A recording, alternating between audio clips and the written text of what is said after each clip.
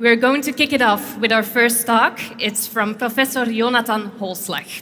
Holslag works on international politics, and he will share his views on the most salient geopolitical challenges of the coming years and how they will shape us. Ladies and gentlemen, give him a warm welcome, Jonathan Holslag.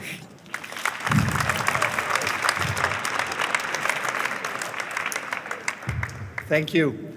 Now I must say that I have never felt so old-fashioned in my gray suit as here before this audience today. And also I have not often felt so challenged to try to condense an overview of the world politics, and all the challenges that surround us in a presentation of about 25 minutes. Now, I understand very well that it does not come easily, certainly not today, in an event that is supposed to talk about fashion, to take this step back, to scratch you in the hair and to ask what is happening in this world, how to make sense of the growing tensions and the growing uncertainty in the world, and of course, most of all, what does it mean to us? What does it mean to a sector whose focus is mostly on, let's say, the interesting part of life, being creative, being innovative, celebrating beauty, and so forth.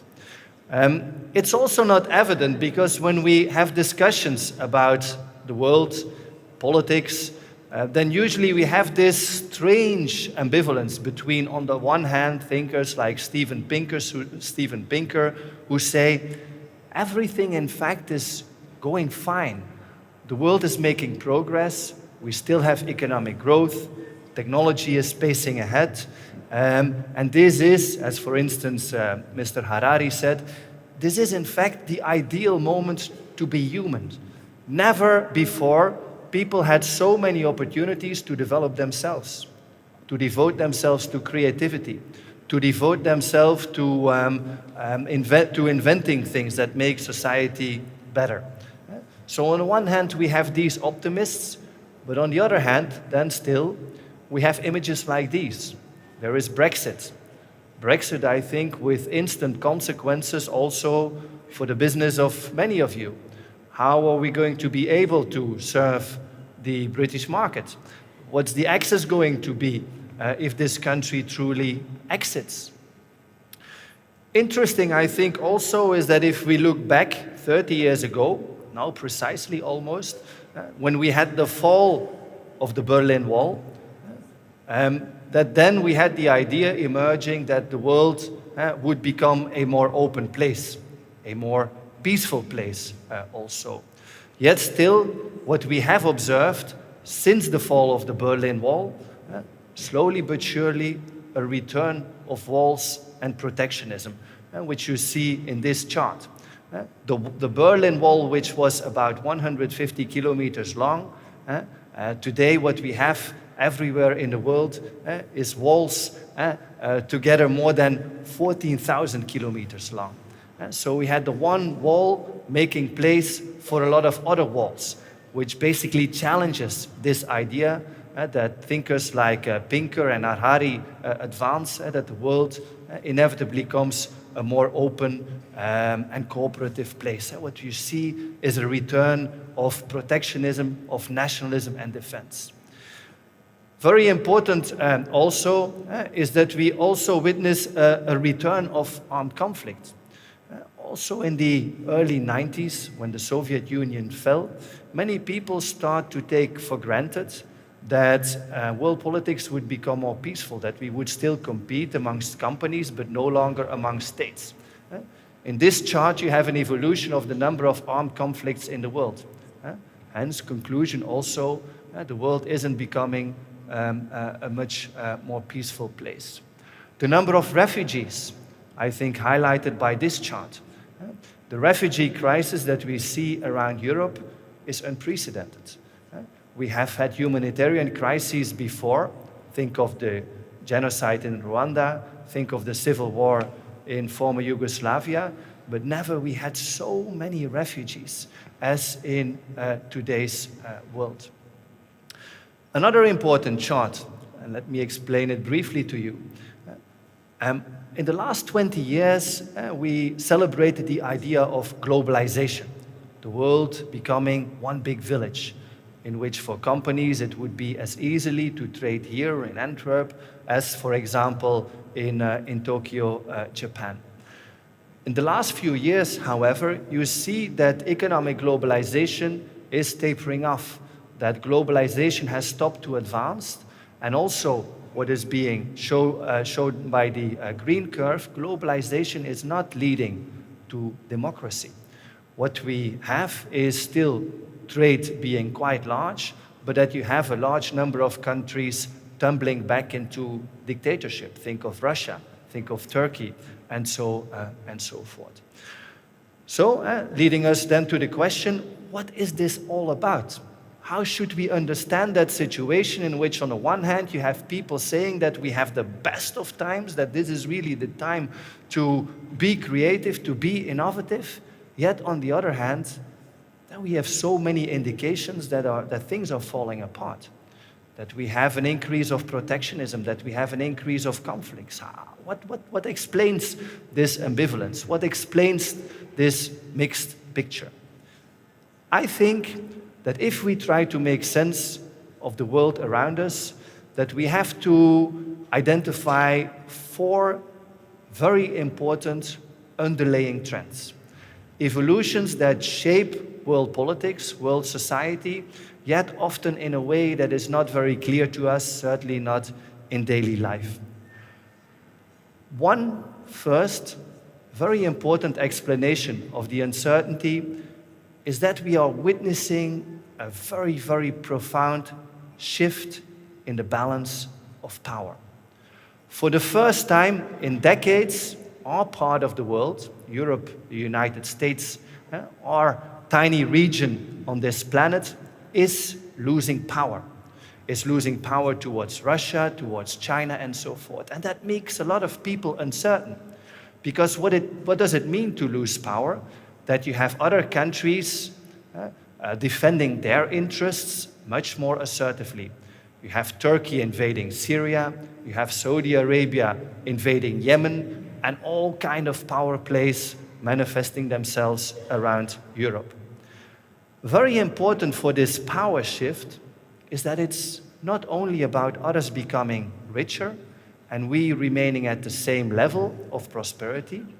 The last 10 years, since 2009, many people in Europe actually became poorer.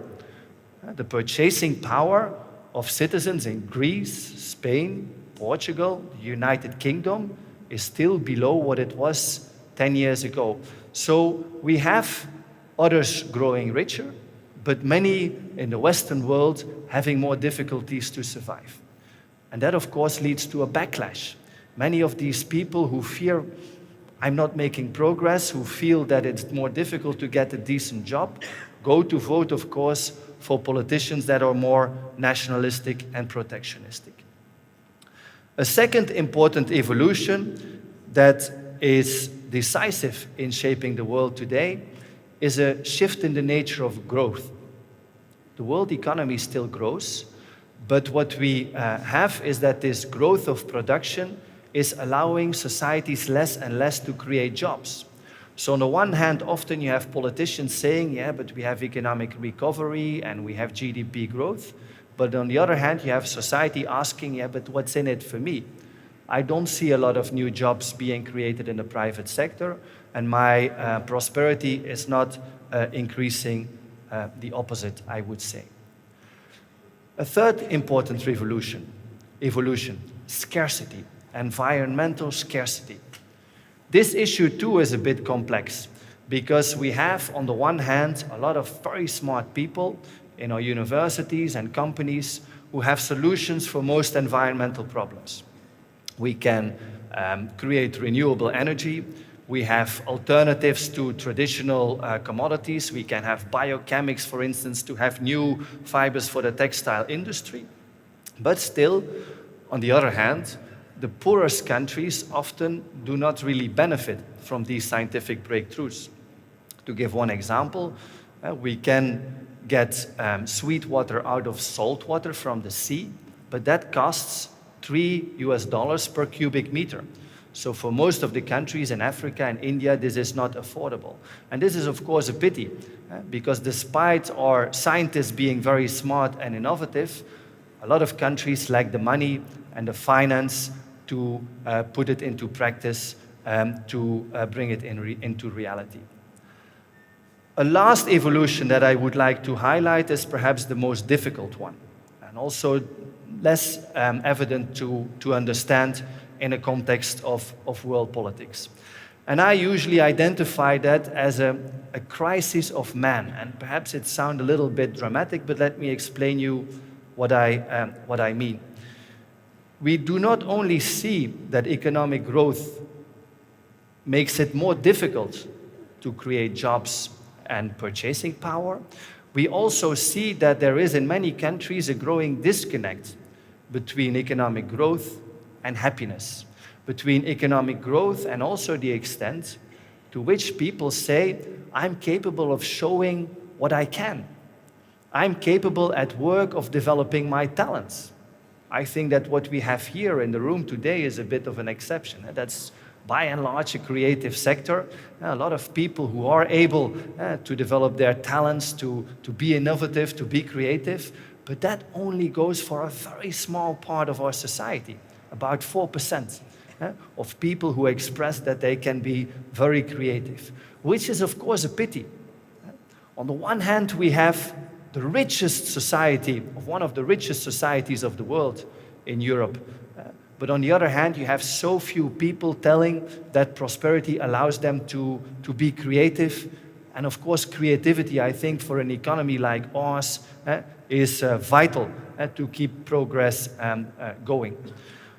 Also, the capability to be creative is important politically, because what we observe is that people who feel that they are not so much respected, that have boring jobs, that have not much opportunities to take initiative at jobs, have political views that are more protectionist, that are more on the rightist side, and hence help explain the success of populist politicians like Donald Trump, Boris Johnson, and so forth.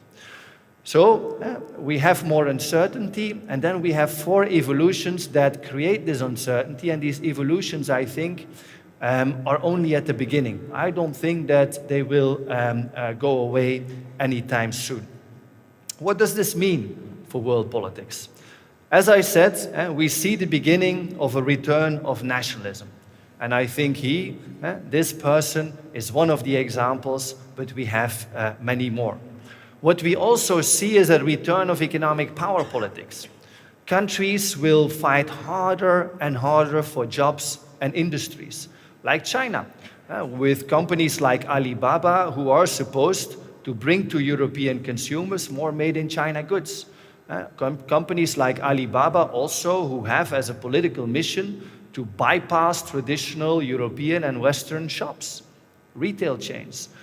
What China wants with this new economic power politics is to have a company that essentially brings what the Chinese industry produces all the way to European consumers, and then increasingly also tie to it the design and the creative part. Very difficult to understand, and it's very complicated and complex also in a way, this Chinese power politics, but I believe that in the future it will also have a big influence on sectors like fashion. If you imagine the industrial prowess of China to be connected to the distribution prowess of Alibaba, and then tie to it also more design and innovation, it will also emerge as an important competitor in this field. Even in geopolitics, the political tensions between countries, we certainly see that things are developing in an often very frightening way. It's no exaggeration to state that in Eastern Asia you have the beginning of a new arms race. Here with some of the new missile boats that are trying to keep the United States away in the South China Sea. China's effort, as you see with this Chinese map, to make sure that it slowly but surely builds a sphere of influence encompassing the Philippines, but also Taiwan and Japan. New missiles being commissioned. This Dongfeng 21D, never heard of it, I'm sure, is a missile that can destroy a big aircraft carrier 1,500 kilometers away. And that's only the Asia Pacific. In South Asia, countries like India too, you see an increase of nationalism. You see that politicians are pitting the Hindi majority against Muslim minority. You have drought and environmental scarcity leading farmers to commit suicide. The Middle East, ISIS, the Islamic State, now in Iraq being repressed, but underground still very much alive. You have Erdogan, the Prime Minister of Turkey, here in his new war room, who has begun an intervention in Syria, and of course also prompted reactions of Russia and Iran. You have Russia itself developing all around Europe very frightening missile systems. This missile is a so-called Bastion missile.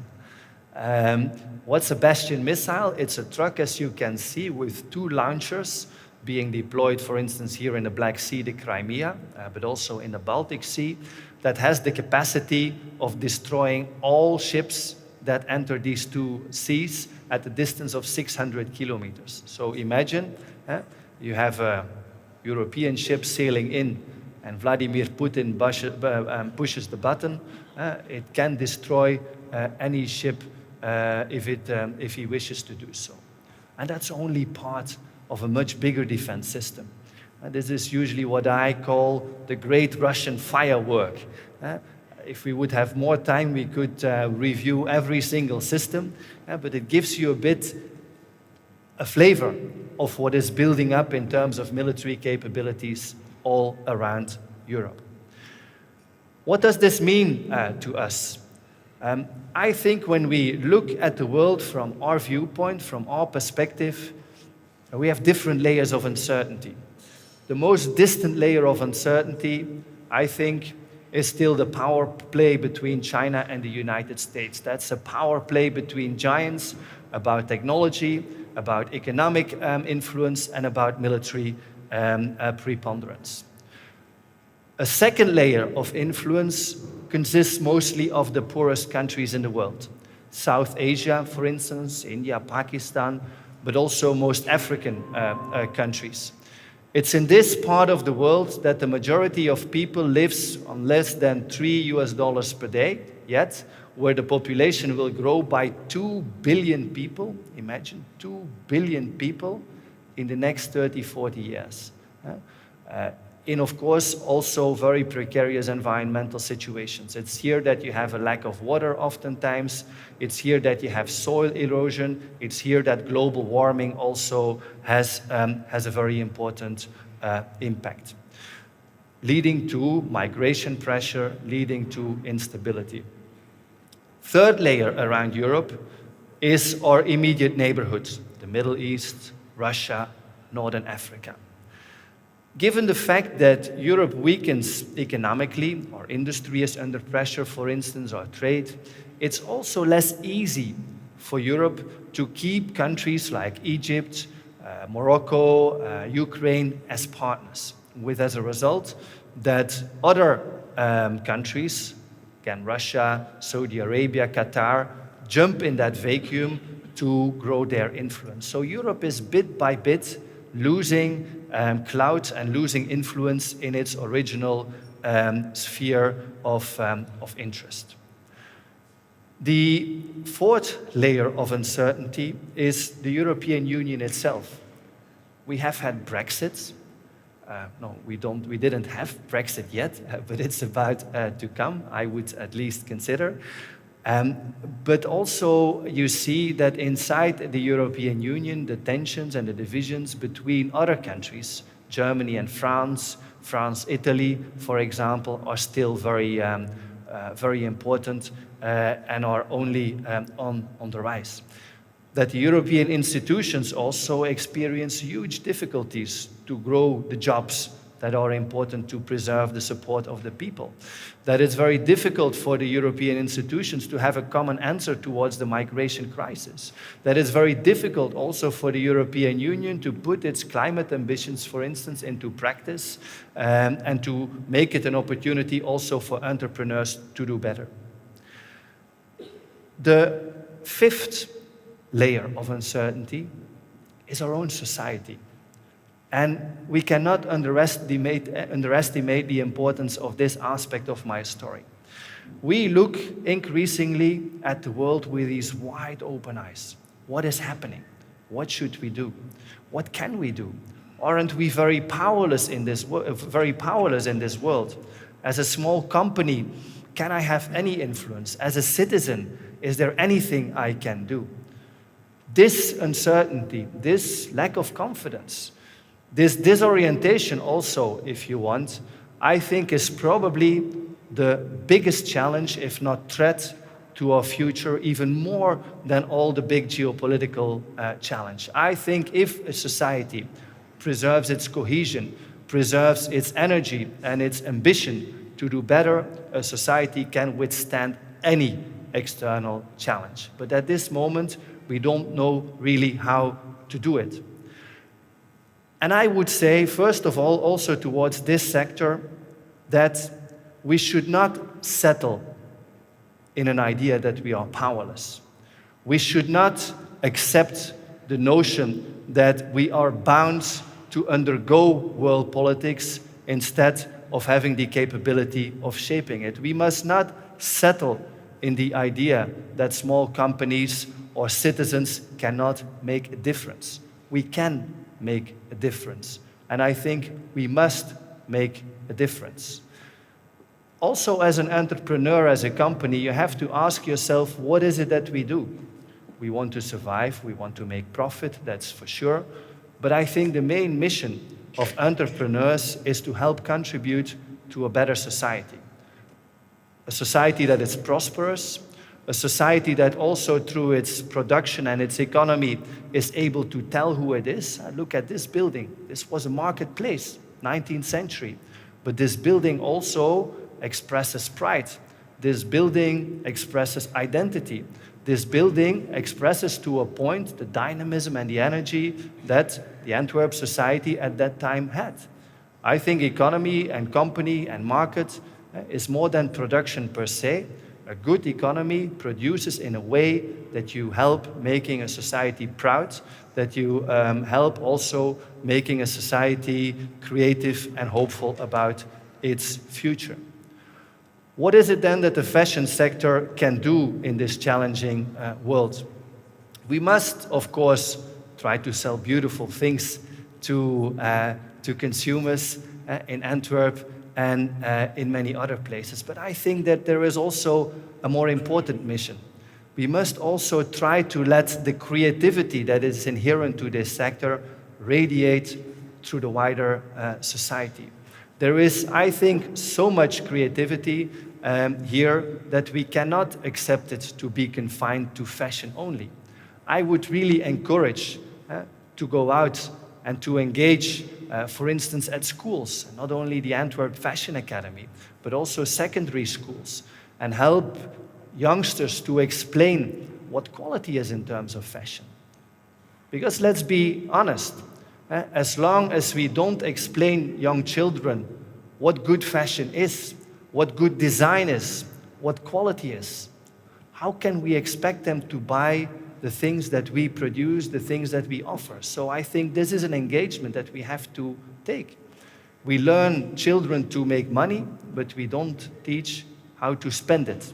And I think here, the fashion industry should, I think, be more energetic and vigorous and ambitious to help young people understand what is really good, what is quality, and what defines a positive product.